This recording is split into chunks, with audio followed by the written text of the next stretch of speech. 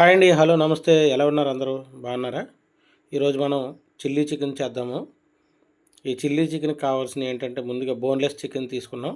ఇది శుభ్రంగా వాష్ చేసుకొని, దాంట్లో నీళ్ళన్నీ ఓడిపోయేలాగా పెట్టుకున్నాం అనమాట. ఇందులో అల్లం, వెల్లుల్లి, పచ్చిమిరపకాయలు ఈ మూడింటితో చేసిన పేస్టు, అలాగే లైట్‌గా కొంచెం గరం మసాలా, అలాగే కొంచెం ధనియాల పొడి, కొంచెం జీలకర్ర పొడి, ఇంకా కారం, సరిపడా కారం.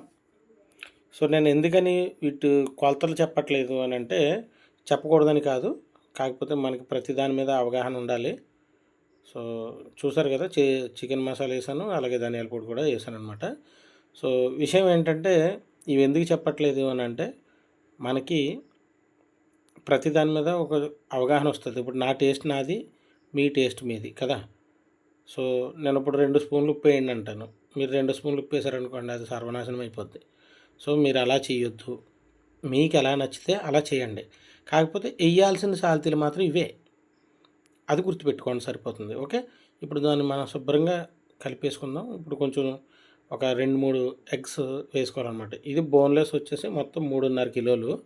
ఈ 3.5 కిలోలు బోన్లెస్ మనం తయారు చేస్తున్నాం అనమాట. ఇప్పుడు ఎగ్స్ వేసాం కదా, ఎగ్స్ ఎందుకు వేస్తామో తెలుసా? ఎగ్స్ ఎందుకు వేస్తామంటే, ఆ పీస్ని మసాలా చక్కగా పట్టుకుంటుంది. ఎంత మసాలా అయితే పట్టుకోవాలో అంత మసాలానే పట్టుకొని ఇస్తుంది. అంతకుమించి మీరు ఎక్కువ ఈ పిండిలు కలుపుతాం కదా, ఇందాక మీరు చూసారో లేదో, గమనించారో లేదో, అందులో ఆల్రెడీ కార్న్‌ఫ్లోరు, మైదా ఈ 2 కూడా వేయడం జరిగింది. సో వీటితో పాటు చూడండి, అది కూడా ఎక్కువ వేయకండి, ఒక 2-3 స్పూన్లు వేసుకుంటే చాలు ఇంత మొత్తానికి. మనం ఏం చేస్తామంటే, చాలా వరకు ఏం చేస్తూ ఉంటామంటే, మనకు దొరికింది ఎక్కువ వస్తుంది కదా అని ఎక్కువ పిండిలు వేసుకుంటాం. దానివల్ల ఏమవుతుందంటే, మసాలా అంతా కూడా కడాయికి పట్టేస్తుంది. సో ఎవరో కూడా తప్పు చేయకండి. ఇప్పుడు చూడండి, నూనెలో ఫ్రై చేసేసుకున్నాం కదా, చికెన్ అంతా ఆయిల్లో ఫ్రై చేసేసుకున్నాం. ఇప్పుడు ఇవన్నీ ఫ్రైలు ఎన్ని అయిపోయిన తర్వాత కొంచెం ఆయిల్ పోసుకొని, దాంట్లో వెల్లుల్లిపాయ ముక్కలు, గుర్తుపెట్టుకోండి, వెల్లుల్లిపాయ ముక్కలు, అలాగే అల్లం ముక్కలు.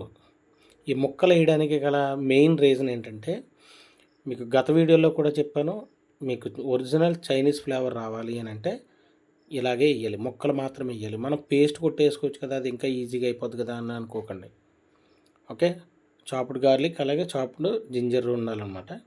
ఇవి చక్కగా ఫ్రై అయ్యేలాగా దోరగా ఫ్రై చేసుకున్న తర్వాత, మనకి ఎంత చిల్లీస్ కావాలో, ఎంత స్పైసీ కావాలో తెలిసిపోతుంది కదా. మీరు రెగ్యులర్గా వంటలు చేసేవాళ్ళు అయితే మీకు తెలిసిపోతుంది. సో ఇది 3 కేజీలకి సంబంధించి చేస్తున్నాను. ఇది 2 వాయిల కింద చేస్తున్నాను. సో మీకు ఒక వాయే వీడియోలో పెడుతున్నాను, ఎందుకంటే వీడియోలో ఎంత పెరిగిపోతుందని ఒక వాయే పెట్టానమాట. ఇది కిలోన్నరకి నేను వేసిన మసాలాలు అనమాట. సో చూసారు కదా, ఇందులో 3 ఐటమ్స్ మాత్రమే పడ్డాయి, గమనించండి. సో ఇవన్నీ కూడా దోరగా ఫ్రై అయ్యేలాగా మనం తిప్పుకుందాం. ఇదంతా అయిన తర్వాత చూడండి, చక్కగా మంచి ఫ్లేవర్ వస్తుంది అనమాట. ఆ ఫ్లేవర్ మీరు గమనించుకోవాలి.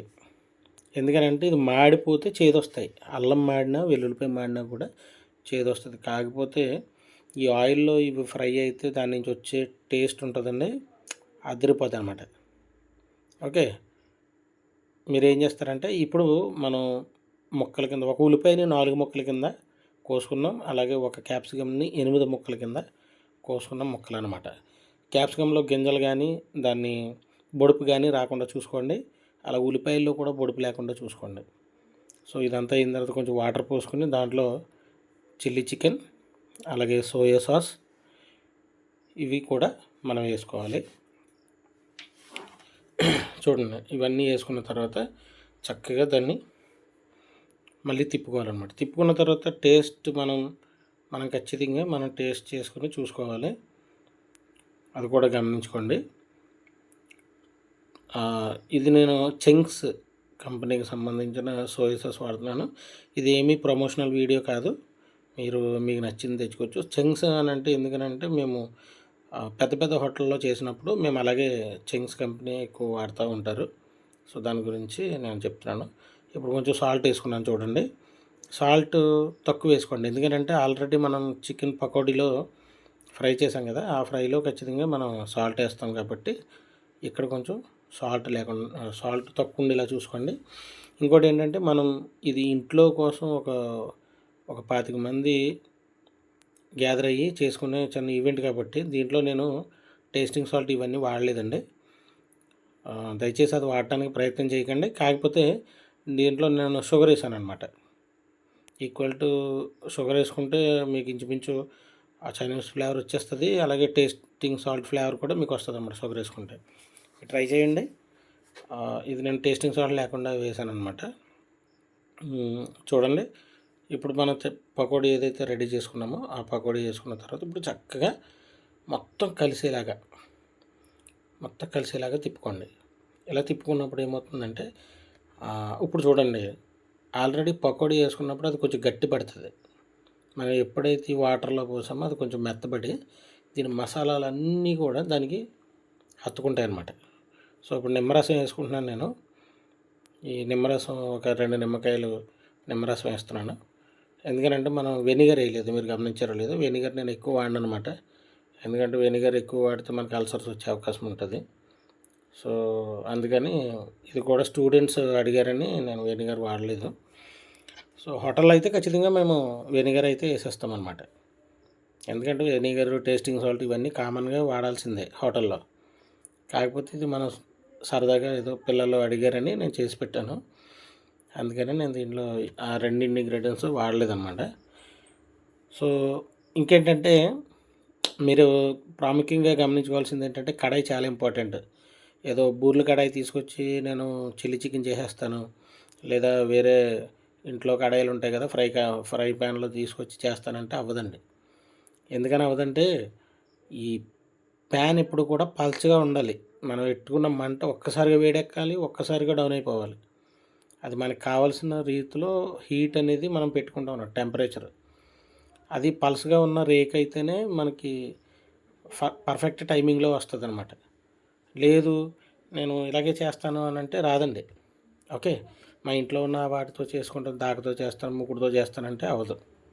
సో మీరు ఏం చేస్తారంటే ఒక పలచటి కడాయి తీసుకుని దాంట్లోనే ట్రై చేయండి. అది కూడా ఎక్కువ మంట వచ్చే దాంట్లో ట్రై చేస్తేనే మీకు హోటల్ స్టైల్ వస్తుంది. లేకపోతే ఇవన్నీ కూడా ఉడికిపోయి కూరలా తయారవుద్ది. ఓకేనా, అది గమనించుకోండి. మళ్ళీ మీరు చెప్పినవన్నీ చేశాను, ఇది పాడైపోయిందని మాత్రం మీరు కామెంట్స్ అయితే పెట్టకండి. ఎందుకంటే నేను ఖచ్చితంగా చెప్తున్నాను, కళాయి ఉండాలి. ఈ కళాయి కూడా పల్చని రేకుతో ఉండాలి. ఓకే, మంట కూడా పెద్ద మంట ఉండాలి. పెద్ద స్టవ్లోనే మీరు చేయగలుగుతారు. సో ఇదండి, చూడండి ఫైనల్గా ఇలా అయితే వచ్చిందనమాట. ఈ వెల్లుల్లిపాయ ముక్కలు, అల్లం ముక్కలు చాలా అద్భుతమైన టేస్ట్ని అయితే ఇస్తాయి అన్నమాట. So friends, thank you for watching. మీరు ఇలాగే నా వీడియోలు చూసి నన్ను ఎంకరేజ్ చేయండి. మీకు ఖచ్చితంగా ఇంకా బెస్ట్ వంటలు నేను చూపిస్తాను.